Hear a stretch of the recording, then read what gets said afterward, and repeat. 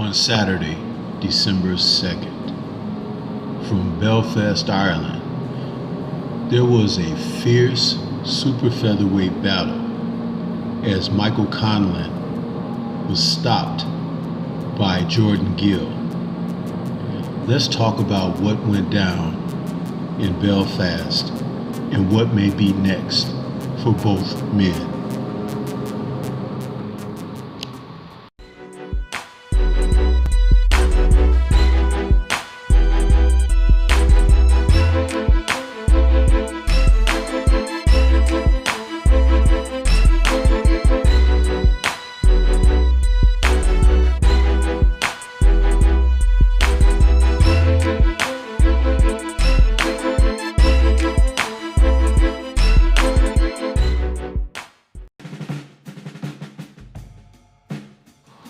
On Saturday, December 2nd, boxing had an excellent display of what can go down in the sport on the undercard and in the main event of Conlan versus Gill.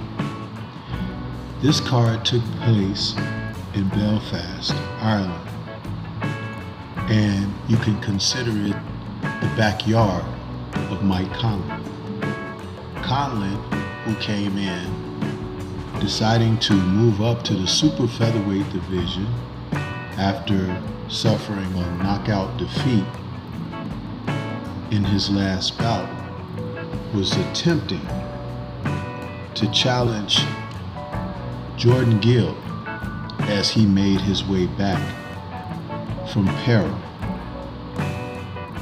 This fight between these two men, I had remarked going in, would be quite similar to what took place between Arturo Gatti and Mickey Ward, as Conlan in the Gatti role came in and had an aggressive start,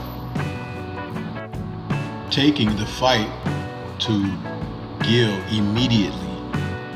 Now Conlan, who's really an orthodox fighter, but he will switch to southpaw from time to time, was very aggressive in this, which was quite interesting because fighting at a higher weight only a couple of months after suffering a knockout defeat at a lower weight, that was a questionable strategy.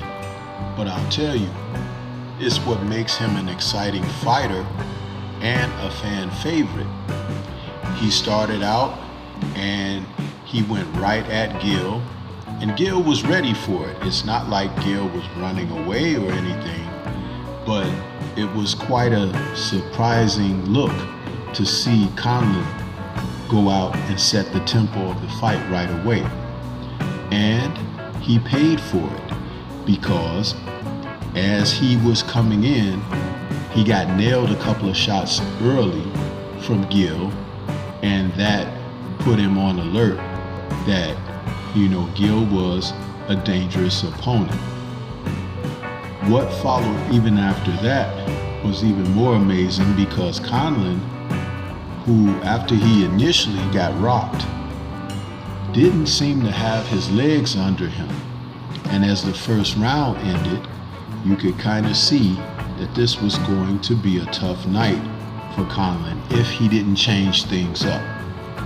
Gill remained patient throughout the entire process, and as he began to work behind an effective jab, he remained calm under the pressure that Conlan was trying to put on him. Gill, in his last fight, was in 2022, so he had time to move up to this weight and get accustomed and adjusted, whereas Conlan just kind of moved up months later.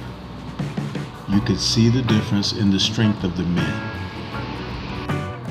Gill began to mix in uppercuts and start to allow Conlan to come in to him so he could nail him with the power shots. It was a deceptive strategy on Gill's behalf because although he remained in boxing form, he understood that if he tried to attack and go after Conlan wouldn't give him the openings. So he allowed Conlan to come in, and that's when Conlan ran into the difficulties of Gill's dangerous right hand. As he began to get nailed with shots, and you could see that he was kind of on Queer Street, Conlan first thought was to get more aggressive and to attack. But that was not to his greater interest. What his corner should have told him is to try to stay at a safe distance, try and box, use your jab to open things up, step around, tie Gill up on the inside, let the ref break you. Because after being rocked in that first round, I feel he never recovered from that. So when he was on the inside against Gill, he was very stationary. That's where Gill was able to be effective with the uppercuts on the inside, and Conlan was not dealing with that well at all.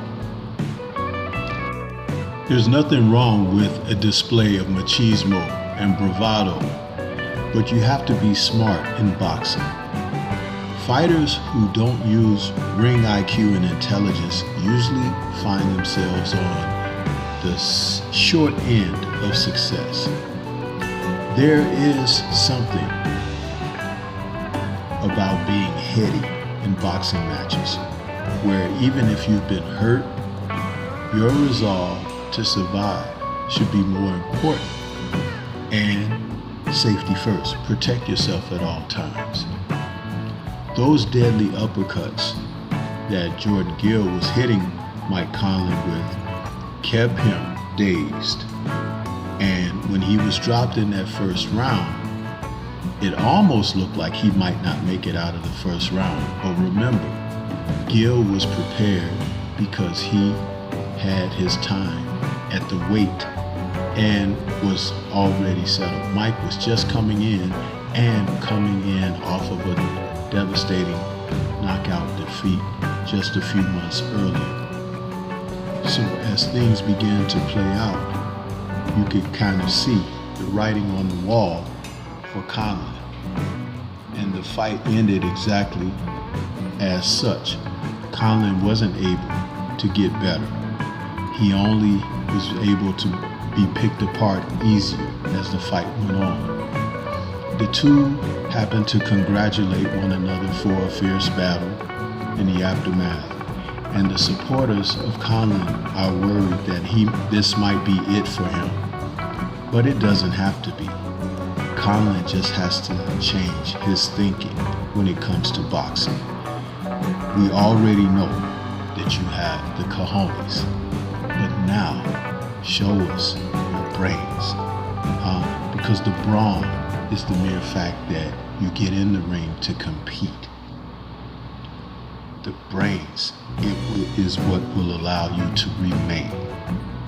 So he may have to change and temper his style a little bit and increase his mindset and application. As for what's next for Gill, this was a strong performance by him. And there are fighters that he can face now at the super featherweight division that will be chomping at the bit, looking for a challenge. And he's a contender that is going to bring you just that very thing, a firm, sincere challenge. Will he become a world champion? It's really up to what he does, and I'll be there to watch. Gill is a good fighter. I respect what he has done, and he has resolve and a heck of a right hand. But this is Stormy B-Man. Shout out to the mighty LDBC and Liberated Perspective, a third eye view of the world. For more content such as this, please like, comment, subscribe, and share.